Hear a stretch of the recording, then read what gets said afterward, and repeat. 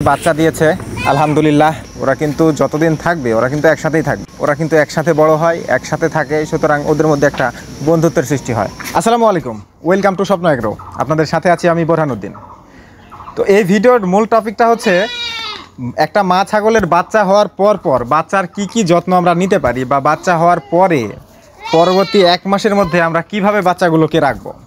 তো একটা মা ছাগলের বাচ্চা হওয়ার পর প্রথম কাজটা হচ্ছে, বাচ্চা যখন হবে, বাচ্চা হওয়ার পর শাল দুধটা ছাগলের বাচ্চার জন্য অত্যন্ত উপকারী। তো আপনাদের মধ্যে অনেকেই ছাগলের বাচ্চার গা পরিষ্কার করা নিয়ে ব্যস্ত হয়ে পড়েন। তো এই বিষয়টা কখনোই করতে যাবেন না। আপনারা প্রথমে নাক মুখটা পরিষ্কার করে দিয়ে তারপরই শাল দুধ খাওয়ান। দেখা যাচ্ছে কিছুক্ষণ পর আপনি তার মা তার গাটা চেটে পরিষ্কার করে দেবে, এবং না হলে পরবর্তীতে আপনারা পরিষ্কার করে দিতে পারেন। তো প্রথমেই শাল দুধ খাওয়ানো না হলে বাচ্চা অনেক দুর্বল হয়ে পড়ে, ছাগলের বাচ্চা পর্যাপ্ত শক্তি পায় না, সেক্ষেত্রে উঠে দাঁড়াতে পারে না। তো প্রথম অবস্থায় উঠে দাঁড়াবে তারপর দুধ খাবে, সে অপেক্ষা না করে আপনারা সাথেই ছাগলের বাচ্চাকে দুধ খাইয়ে দেবেন। সেটা হতে পারে চামচ দিয়ে, হতে পারে সিরিঞ্জ দিয়ে, অথবা কিছু বাচ্চা আছে যারা নিজেই তাদেরকে বাঁটে ধরলে তারা নিজেই চুষে খেয়ে ফেলে। আমাদের এই ছাগিটা বাচ্চা দিয়েছে আলহামদুলিল্লাহ। আমরা 2টো পাঁঠা বাচ্চা পেয়েছি। তো বাচ্চা জন্মের সাথেই আমরা কিন্তু ওদেরকে ওর মায়ের শাল দুধটা খাইয়ে দিচ্ছি। তো ওর মা কিন্তু এখনও শুয়েই আছে, ওদেরকে কিন্তু ধরলে ওরা নিজেরাই কিন্তু শাল দুধ খেয়ে নিচ্ছে। তো বাচ্চা হওয়ার পর অন্যান্য অযথা কাজগুলো না করে দ্রুতই ওদেরকে শাল দুধ খাওয়াতে হয়, এবং এইটাই বাচ্চা হওয়ার পর প্রথম কাজ। তাছাড়া কিন্তু বাচ্চা দুর্বল হয়ে পড়ে।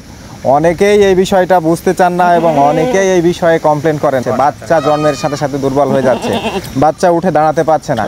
এই কাজটা অবশ্যই আপনাকে করতে হবে।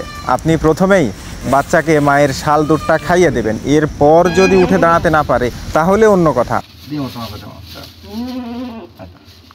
অনেক ছাগলের বাচ্চা দুর্বল অবস্থাতেই জন্মগ্রহণ করে। তো দুর্বল অবস্থাতে যদি জন্মগ্রহণ করে, আপনারা জন্মের পরই তাদেরকে আইজি লক গোল্ড নামের একটা ওষুধ পাওয়া যায়, জেল পাওয়া যায়। এটা আপনারা ছাগলের বাচ্চাকে শুরুতেই যদি খাইয়ে দেন তাহলে দুর্বলতা কেটে যাবে। আর যদি দুর্বল বাচ্চা না হয় তাহলে একবার খাওয়ালেই যথেষ্ট। আর যদি খুবই দুর্বল হয় তাহলে কয়েকবার প্রয়োগ করতে পারেন। তো এটা একটু ব্যয়বহুল হলেও এটা খুব উপকারী। তো আপনারা হয়তো নর্মাল ফার্মেসিতে সাধারণত এটা নাও পেতে পারেন সব জায়গায়। যদি না পান আপনারা অনলাইন থেকেও কিনে নিতে পারেন। এটা শুধুমাত্র যে জন্মের পর ছাগলের বাচ্চা দুর্বল হলে খাওয়াতে হবে এরকম কোনো বিষয় নেই। জন্মের পরেও বড় হলেও ছাগলের বাচ্চার যখন যদি ডায়রিয়া, আমশা এছাড়াও অন্যান্য জটিলতার কারণে দুর্বল হয়ে পড়ে, তো তখনও আপনারা এটি খাওয়াতে পারেন। এটিও কিন্তু অনেক উপকারে আসবে বাচ্চার জন্য। তো এরপর আমাদের করণীয় কী? তো এরপর আমাদের অবশ্যই বাচ্চাগুলোকে মা ছাগল হতে দূরে রাখতে হবে। রাতে তো অবশ্যই আলাদা রাখতে হবে।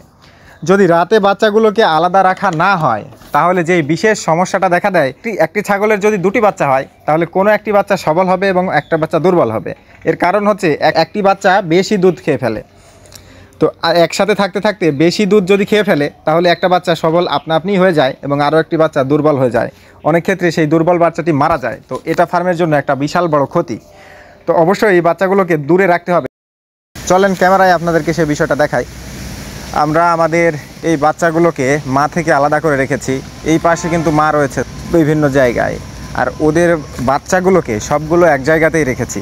এখানে এক জায়গায় রাখার কারণেও আরও অনেক সুবিধা আমরা পাই।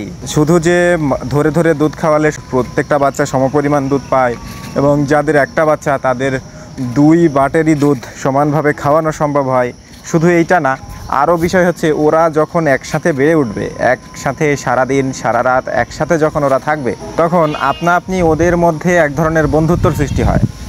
তো বড় হয়ে ওরা কিন্তু একে অপরকে সহ্য করতে না পারা, যেটা একজন শক্তিশালী বেশি হলে আরেকজনকে আঘাত করা, তো এই কাজগুলো ওরা করে না। ওরা কিন্তু একসাথে বড় হয়, একসাথে থাকে, সুতরাং ওদের মধ্যে একটা বন্ধুত্বের সৃষ্টি হয়। ওরা কিন্তু যতদিন থাকবে ওরা কিন্তু একসাথেই থাকবে। এই সুবিধাটাও কিন্তু পাওয়া যায়। যদি পারেন দিনেও বাচ্চাগুলোকে দূরে রাখার চেষ্টা করুন। দিনে 5-6 বার যদি ধরে দুধ খাওয়ান, সেক্ষেত্রে বাচ্চাগুলো সুস্থ থাকবে এবং সবাই ঠিকঠাক সমপরিমাণ দুধ পাবে। সেক্ষেত্রে বাচ্চাগুলোর গ্রোথ কন্ডিশনটাও ভালো থাকবে।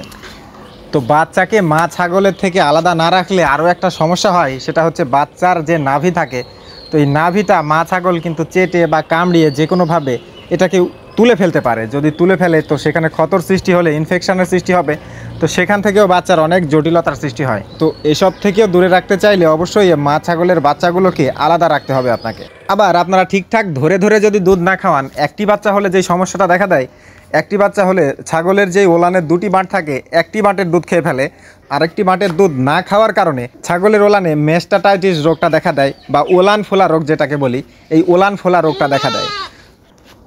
আর কোনো কারণে যদি কারো ওলান ফোলা রোগটা হয়ে যায়, তাহলে আপনার ছাগিটাকে ধরে ফার্মের যে সবল বাচ্চা থাকবে, সেই সবল বাচ্চাকে সেই ওলানে খেতে দেবেন।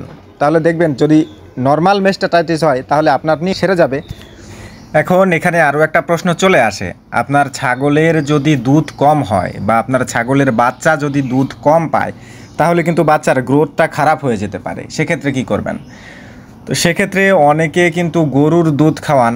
গরুর দুধটা খাওয়ালে অনেক বাচ্চা আবার হজম করতে পারে, আবার অনেকে হজমের সমস্যা হয়, দেখা যায় যে ডায়রিয়া, আমশা ইত্যাদি হয়ে যেতে পারে।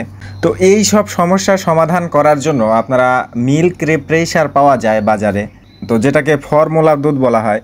তো মানুষের বাচ্চার জন্য যেরকম প্যাকেটজাত দুধ পাওয়া যায়, ঠিক সেই রকমই গরু ছাগলের বাচ্চার জন্য প্যাকেটজাত দুধ তৈরি করে। বাইরের দেশের ইম্পোর্টেড অনেক প্রোডাক্ট পাওয়া যায়, যেগুলোর মান হয়তোবা দেশীয় প্রোডাক্টের থেকে অনেক বেশি ভালো। তো অ্যাভেলেবল আপনার এলাকায় যদি থাকে, ফার্মেসিতে খোঁজ নিয়ে দেখতে পারেন। আমি একটা প্রোডাক্টের নাম বলে দিলাম, আপনি পেয়ে যাবেন, এইরকম কোনো বিষয় নয়। কারণ হচ্ছে এক এক ফার্মেসি এক এক জায়গা থেকে ইম্পোর্ট করতে পারে। বিশেষ করে এইগুলোর চাহিদা আমাদের দেশে খুব একটা না থাকার কারণে ব্যবসায়ীরা কিন্তু এই সব প্রোডাক্ট নিয়ে আসতে চায় না। এছাড়াও বাচ্চা জন্মের আগে বা পরে মা ছাগলের কিছু অত্যন্ত প্রয়োজনীয় যত্ন রয়েছে, যেগুলো করলে কিন্তু মা ছাগলের দুধ বৃদ্ধি পায়। তো এই সম্পর্কিত একটা ভিডিও দেওয়া আছে চ্যানেলে, চাইলে দেখেও নিতে পারেন। আর আপনারা জানা থাকলে সেই কাজগুলো করতেও পারেন, তাহলেও কিন্তু মা ছাগলের দুধ বৃদ্ধি পাবে, বাচ্চার গ্রোথটা কিন্তু ভালো থাকে। এক সময় আমাদের মিল্ক রিপ্লেসারের প্রয়োজন হতো, তবে আলহামদুলিল্লাহ এই মুহূর্তে কিন্তু প্রয়োজন হচ্ছে না। মা ছাগলকে এই কাঁচা ঘাসটা পর্যাপ্ত সরবরাহ করার চেষ্টা করবেন। আপনার ছাগলের বাচ্চা যেখানে আপনি রাখবেন, রাতে বা দিনে যেখানেই রাখুন না কেন, মাচাটি বড় বড় ছিদ্রযুক্ত যেন না হয়। বাচ্চার পা যদি একবার মাচাতে আটকে যায়, যদি ক্ষতিগ্রস্ত হয় ছোট অবস্থাতেই, তাহলে ওই ক্ষতিটা সারিয়ে উঠতে অনেক বেশি ধকল যায় ওই বাচ্চার প্রতি। তো এক্ষেত্রে কিন্তু তাদের গ্রোথ কন্ডিশনটা খারাপ হয়ে যায়।